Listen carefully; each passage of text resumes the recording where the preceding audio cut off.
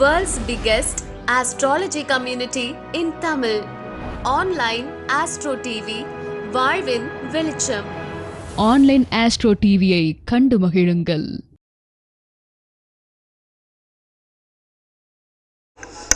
அடுத்ததாக இந்த நிகழ்ச்சி இன்னைக்கு இந்த அளவுக்கு சீராக சிறப்பாக நடக்குது அப்படின்னா அதை கிட்டத்தட்ட ஒரு 3 மாதங்களாக இந்த மண்டபத்தையே கிட்டத்தட்ட ஒரு 4 தடவை மேலே பார்த்து, இதுக்கு முன்னாடி நிறைய மண்டபங்களை போய் பார்த்து எது ஆகும் அப்படின்னு சொல்லி ஆய்வுகள் பண்ணி கடைசியாக இதை ஃபைனல் பண்ணி 4 பேர் மிகப்பெரிய அளவில் ஒரு வேலையை செஞ்சுருக்காங்க.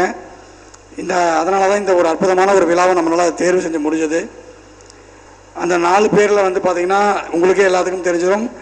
நாம் மாவட்ட பொறுப்பாளர்களாக மண்டல பொறுப்பாளர்களாக கொடுக்கப்பட்டிருக்கக்கூடிய ஜெயஸ்ரீ அம்மா, கஜலட்சுமி அம்மா, சுபஸ்ரீ அம்மா, மணிகண்டன் ஐயா, ஸோ அவங்க 4 பேரும் இன்றைக்கி ஆற்றிய பணிகள் ரொம்ப அபூர்வமான பணி. இதுக்காக அவங்க ஒரு பெரிய கைத்தட்டல் கொடுக்கணும் நாம் எல்லோரும் சேர்ந்து.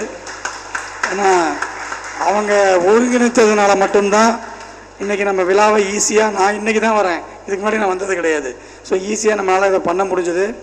அதுவும் மணிகண்டன் ஐயா பார்த்திங்கன்னா எல்லா காலையிலேருந்து பார்த்துருப்பீங்க, எல்லா பணிகளிலும் ஒரு தண்ணி கேன் எடுத்துகிட்டு வரதுலேருந்து சாப்பாடு பரிமாறதுலேருந்து ஆர்கனைஸ் பண்ணுறதுலேருந்து எல்லாமே தனி ஒரு ஆளாக எல்லாம் ரொம்ப அற்புதமாக பண்ணிகிட்டு இருந்தார்.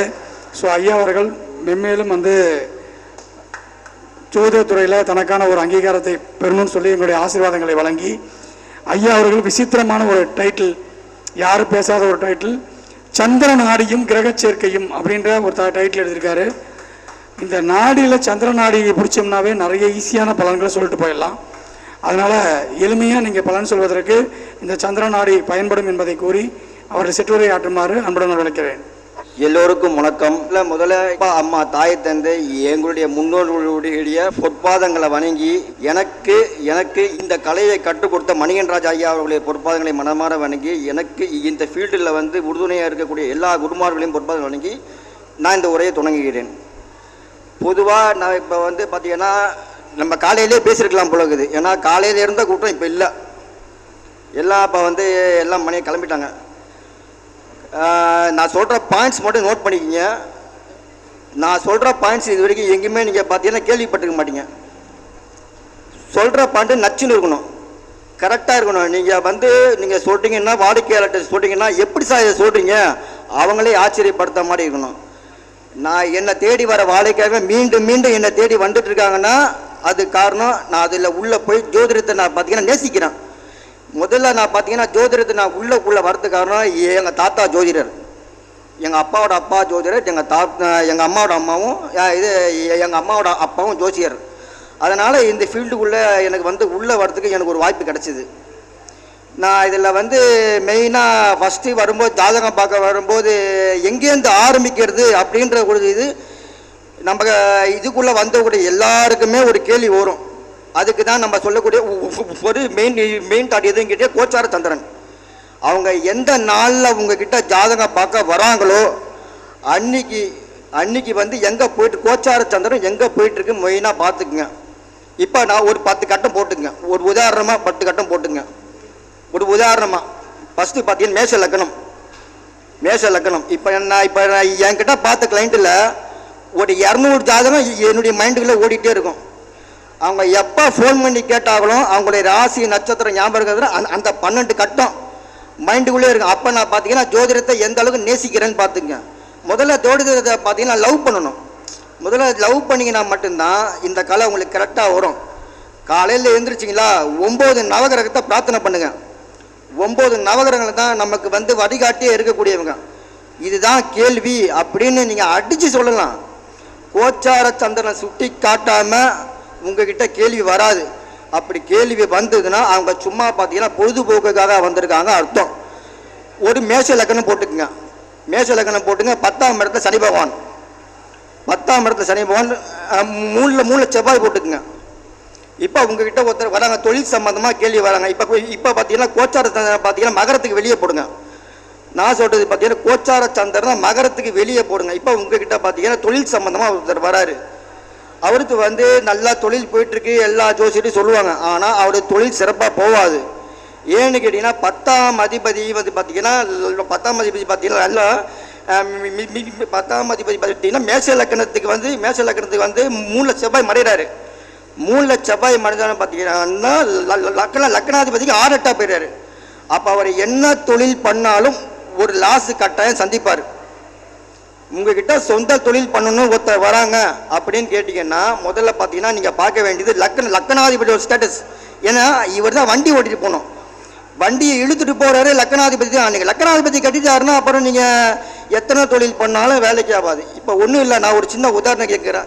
இங்கே இருக்கவங்களே நான் கேட்குறேன், கடக லக்கணம், விருச்சக லக்கணம், மீன லக்கணம் யார் இருக்கீங்க? இவங்களாம் சொந்த தொழில் பண்ணாங்கன்னா முதல் வரை ஆகும். யாருக்கிட்ட காசு கொடுத்தாலும் அவ்வளோ சீக்கிரம் திருப்பி வாங்க முடியாது. இது இருக்குங்களா? இருக்கா? எத்தனை ஜாதகம்னு எடுத்துங்க, கடக லக்கணம், விருச்சக லக்கணம், மீன லக்கணம், எத்தனை ஜாதகம் எடுத்தாலும் முதல் தொழில் லாஸ். அடிச்சு சொல்கிறேன், நான் ஓப்பனாக லைவில் பேசிகிட்டு இருக்கேன். அப்போ நான் எந்த அளவுக்கு ஆய்வு பண்ணிட்டு இருக்கேன் பாருங்க. யாருக்கிட்ட காசு கொடுத்தாலும் திரும்பி வாங்கிறதுக்குள்ள போதும் ஆயிரும். இப்போ இதுவே ஒருத்தங்க நம்ம ஐயாவே பார்த்தீங்கன்னா விருச்சிக லக்கணம், அவர் எத்தனையோ பேர் பார்த்தீங்கன்னா மாணவர்கள் வந்து பார்த்தீங்கன்னா பேமெண்ட் கொடுக்காம இன்னைக்கு டிலே பண்ணிட்டு இருக்காங்க. அப்போ எவ்வளோ வாங்கிறதுக்குள்ள போதும் ஆகுது பார்த்தீங்களா? அதே மாதிரி பார்த்தீங்கன்னா மேஷ லக்கணம், மேஷ ராசி யாராக இருக்காங்களா? மேஷ லக்கணம், மேஷ ராசி, துலா லக்கணம், துலா ராசி யாராக இருக்காங்களா? வாழ்க்கையில் ஒவ்வொரு கட்டாயம் ஒரு அவமானம் சந்திச்சு ஆகணும். இது இருக்கா? ஒரு அவமானத்தை சந்திக்காமல் அவங்க வாழ்க்கை. இதெல்லாம் நீங்கள் உங்ககிட்ட வரக்கூடிய கிளைண்ட் கிட்ட நீங்கள் சொல்லி பாருங்க. அவங்க எப்படி சார் சொல்கிறீங்க கேட்பாங்க. சுவாதி நட்சத்திரம் யாராக இருக்கீங்களா? சுவாதி நட்சத்திரம் யாராக இருக்கீங்களா? அப்போ நாளைக்கு நீங்கள் மேரேஜ் பண்ணும்போது வரக்கூடிய வரனுக்கு ஒரு கட்டாயம் ஒரு கண்டம் உண்டு. அதெல்லாம் நீங்கள் பார்த்து தான் பொருத்தம். இப்போ எத்தனையோ பேர் பொருத்தம் பார்க்குறாங்க. இப்போ பொருத்தம் பார்க்கும்போது பார்த்தீங்கன்னா எல்லாருமே என்ன பண்ணி 7ஆம் அதிபதி நல்லா இருக்காரு, 7ஆம் அதிபதி இப்படி இருக்காரு அப்படி இருக்காருனாங்க. 7ஆம் அதிபதி நின்ன இடத்துக்கு நேர் ஏழக்கூடியவனை பார்க்கணும். நேர் 7 சந்திரன் இருந்தான்னா மன வாழ்க்கை கசக்கும்.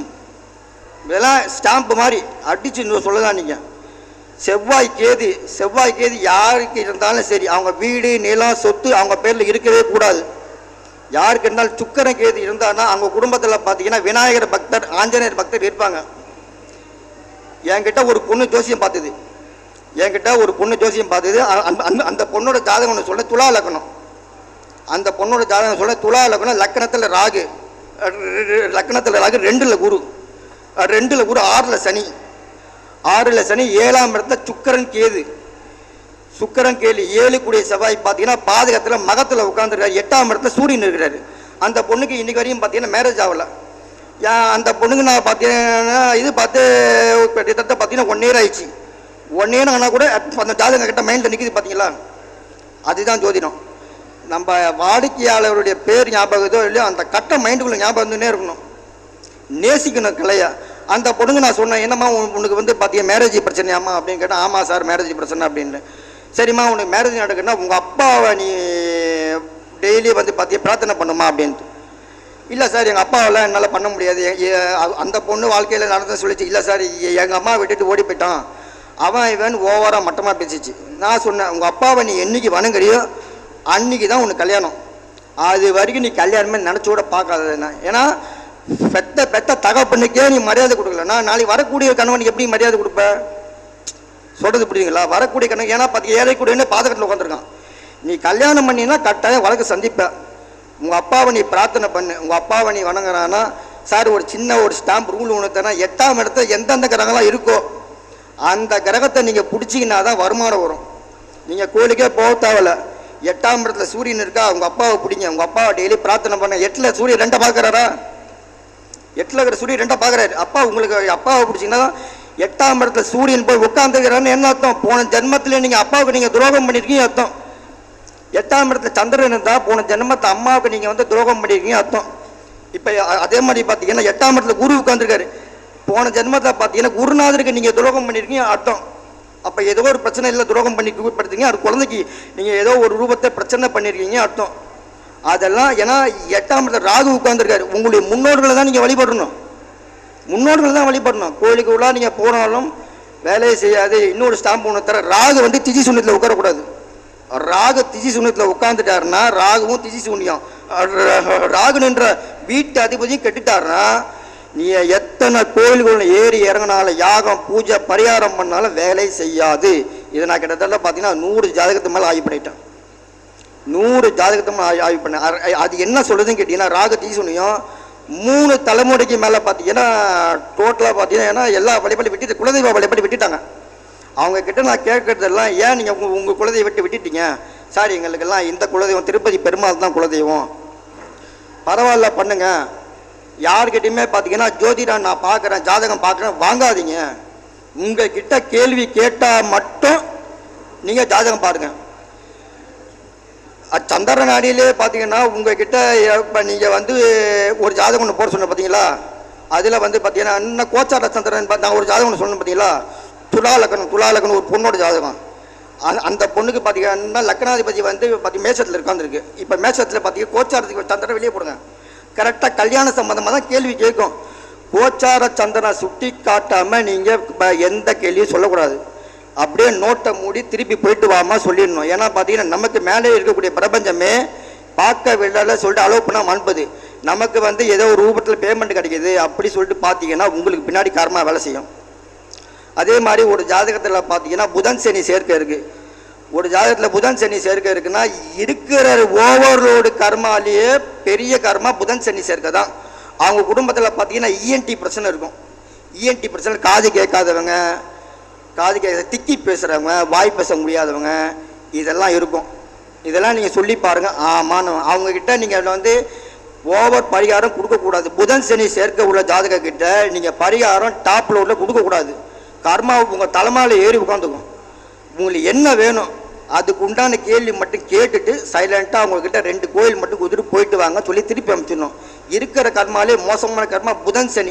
ஏன்னா காலபுருஷனுக்கு 12ஆம் இடத்துல உத்திரட்டாதி இருக்குது, ரேவதி இருக்குது. எல்லாருமே பார்த்தீங்கன்னா கர்மகாரங்க சனி தான் இருக்காங்க. புதனோடைய அனுமதி இல்லாமல் ஒருத்தர் இறப்பு நடக்காது. புதனுடைய ஏன்னா பார்த்தீங்கன்னா மெயின் வந்து பார்த்தீங்கன்னா 12ஆம் இடத்துல ரேவதி உட்காந்துருக்காரு. ரேவதி சனியோட நட்சத்திரம் அங்கே தான் இருக்குது, புதனுடைய நட்சத்திரம் அங்கே தான் இருக்குது. ஒருத்தர் பார்த்தீங்கன்னா புதனுடைய அனுமதி இல்லாமல் ஒருத்தர் இறப்பு நடக்காது. ஒருத்தர் வந்து நான் ஒருத்தர் கேட்டேன், உங்கள் அப்பா பார்த்தீங்கன்னா அவங்க அப்பா பார்த்து ஹார்ட் அட்டாக்கில் தான் இறந்தாரான்னு கேட்டேன். எப்படி சார் சொன்னீங்க அப்படின்ட்டாங்க. 9ஆம் அதிபதி நின்ற இடத்துக்கு பார்த்தீங்கன்னா 4ஆம் இடம் கெட்டு போச்சு. 9ஆம் அதிபதி நின்ற இடத்துக்கு 4ஆம் இடம் ஹார்ட் ப்ராப்ளம். அங்கே பார்த்தீங்கன்னா 8 கூடிய 4ல் உட்காந்துருக்கான். அப்பா உங்கள் அப்பா வந்து பார்த்து ஹார்ட் அட்டாக்லாம் இறந்தாரம்மா. ஆமாம் சார், எங்கள் அப்பா வந்து மெயின் ஹார்ட்டில் தான் இறந்தார். ஆனால் இது வந்து யாருக்குமே தெரியாது, எங்கள் சொந்தக்காரங்களோட தெரியாது. நீங்கள் எப்படி சொன்னீங்க? இதுதான் ஜோதிடம். ஜோதிடத்துக்குள்ளே நீங்கள் உள்ளே வந்துட்டீங்கன்னா கண்ணை மூடின்னு பட்டையை கலப்பலாம். அதே மாதிரி பார்த்தீங்கன்னா உங்ககிட்ட ஒரு இன்ஸ்டண்ட்டாக பரிகாரம் கேட்குறாங்க. கோச்சார சந்திரன் எந்த கிரகத்தை போய் தொட போகுதுன்னு போயினா பாருங்கள். எந்த கிரகத்து மேலே போயிட்டுருக்கு அதுக்கு உண்டான பரிகாரத்தை கொடுங்க, நச்சுன்னு வேலை செய்யும். அதுக்காக நான் வந்து பார்த்தீங்கன்னா மேரேஜ் நடக்கணும்லாம் அந்த மாதிரி பரிகாரம்லாம் கொடுக்கக்கூடாது. எனக்கு வந்து இன்ஸ்டண்ட்டாக ஒரு பரிகாரம் கொடுங்க சார், ரிலீஃப் கிடைக்கணும், கடன்லேருந்து ஒரு நிவர்த்தி. கோச்சார சந்திரன் நெக்ஸ்ட்டு எந்த கிரகத்தை போய் தொடப்போகுது, கேதுவை தொடப்பதா கரெக்டாக ஒன்று உங்கள் வீட்டுக்கு பக்கத்துலேயே பார்த்தீங்கன்னா பிள்ளையார் கோயில் வழிபாடு பண்ணிட்டு வாங்க. வேறு எந்த இதுவும் தேவையில்லை சொல்லுங்கள், போகிறோம். இன்னும் வந்து ஏகப்பட்டது சொல்லலாம். எனக்கு இன்னைக்கு கூட பேசினா கூட சொல்லிகிட்டே இருப்பேன். ஆனால் எனக்கு அப்புறம் பேசக்கூடியவங்களாம் இருக்காங்க. அதனால் என்னுடைய இதோடு முடிச்சிக்கிறேன். என்னுடைய பேர் வந்து செட்டில் மணிகண்டன். என்னுடைய ஃபோன் நம்பர் பார்த்தீங்கன்னா 98 41 87 03 19. எப்போ வேணால் ஃபோன் பண்ணலாம். நன்றி, வணக்கம். சிறப்புங்கய்யா, அற்புதமான ஒரு நல்ல விஷயங்கள்.